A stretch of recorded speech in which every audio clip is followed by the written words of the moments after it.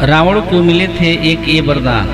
वरदान प्राप्त करने के बाद रावण के अत्याचार बहुत बढ़ गए। उसने सब पर आक्रमण कर अपना साम्राज्य बढ़ाना आरंभ कर दिया। परंतु परेशानी की बात यह थी कि वो बहुत अनुचित ढंग से यह सब कर रहा था। जब उसके भाई कुबेर को इस बात की जानकारी हुई तो उन्होंने एक दूत भेजा, जिसके द्वारा उन्होंने यह समझाने की कोशिश की कि उसे यह सब नहीं करना चाहिए। इसके परिणाम उसके लिए बहुत घातक हो सकते हैं।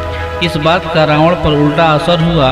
उसने दूत को मरवा दिया और स्वयं कुबेर पर आक्रमण कर दिया। इस मामले में रावण जीता और कुबेर का पुष्पक विमान ले आया। ये विमान मन की गति से चलता था।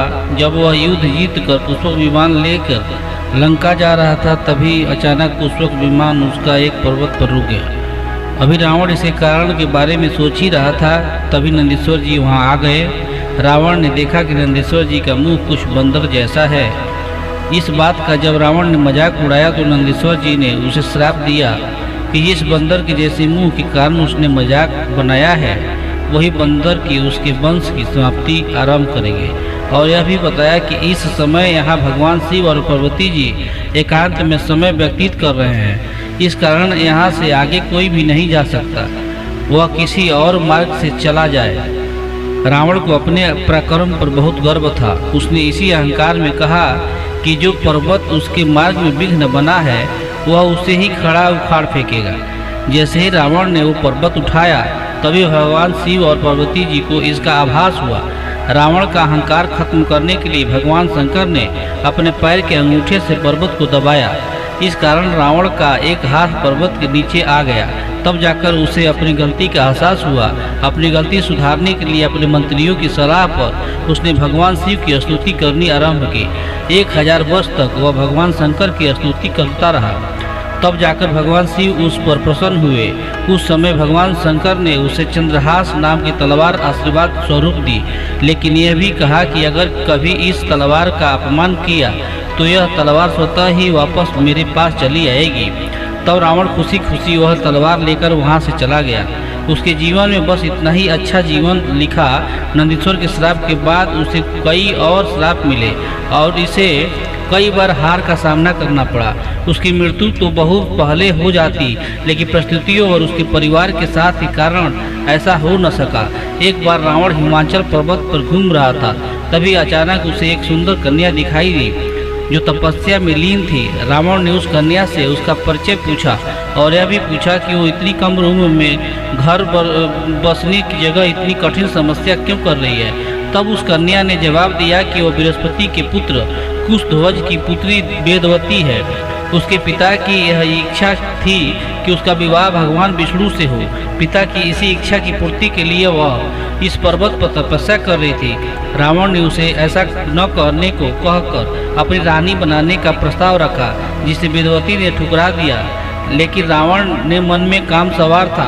उसने जैसे ही वेदवती के केस पकड़े, वेदवती ने अपने तपोबल से अपने बाल काट दिए। वह नहीं चाहती थी कि उस तपस्या का फल रावण के कारण व्यर्थ हो जाए, इसीलिए उसने खुद को अपने तपोबल से भस्म कर लिया एवं रावण को यह श्राप दिया कि अगले जन्म में वह रावण की मृत्यु को कारण बनेगी और वही वेदवती सीता के रूप में जन्मी थी। रावण ने इस बात पर ध्यान न दिया और आगे बढ़ गया। उसने अपने आक्रमण जारी रखे। सब पर आक्रमण करते हुए रावण अयोध्या पहुंचा, जहां उसका सामना अयोध्या के तत्कालीन राजा अनड़य के साथ हुआ। राजा अनड़य ने रावण को वापस चले जाने के लिए कहा, लेकिन रावण ने तो युद्ध करने की ठानी थी। जब युद्ध अंतिम समय में पहुंच गया और राजा अनड़य अपनी मृत्यु के पास, तब रावण ने उससे कहा कि आमोद प्रमोद में लीन होने के कारण तूने मेरी महिमा नहीं सुनी। राजा से यह बात सहन न हुई और उन्होंने कहा, तूने इच्छावश वंश का अपमान किया है, अतः यदि मैंने दान दिया हो, होम किया हो, तो मेरा वचन है कि इच्छाऊ कुल में दशरथी राम उत्पन्न होंगे जो तेरा वध करेंगे। इतना कहकर महाराज अनड़य मृत्यु को प्राप्त हुए। उसके वहां से जाते समय रावण को रास्ते नारद मुनि मिले। उन्होंने रावण से कहा कि तुम मनुष्यों का अत्याचार क्यों करते हो, वो तो पहले ही अपने जीवन से दुखी हैं, किसी को परिवार की चिंता, किसी को स्वास्थ्य की और किसी को धन की। तुम्हें जीतना ही है तो यमराज को जीतो जो सबके प्राण हरते हैं। इतना सुन रावण यमराज से युद्ध करने के लिए यमलोक को चला गया। रावण और यमराज में भयंकर युद्ध हुआ। जब यमराज ने देखा कि रावण आसानी से नहीं हारेगा तो उन्होंने उसे मारने के लिए अपना पास निकाला।